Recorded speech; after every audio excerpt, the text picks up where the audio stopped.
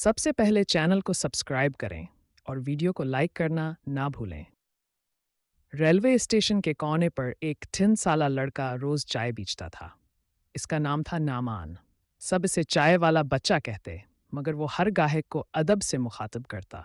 Sir, चाय लीजिए, दिल से बनी है। एक दिन एक अमीर बिजनेसमैन स्टेशन पर आया। नौमान ने चाय दी और उसने मजाक में पूछा, बेटा, तुम क्या बनोगे बड़े होकर? नौमान ने मुस्कुरा कर कहा, जनाब, मैं बड़ा होकर अपनी चाय की कंपनी बनाऊंगा और उस पे मेरा नाम लिखा होगा। सब हंसे, मगर नौमान संजीदा था।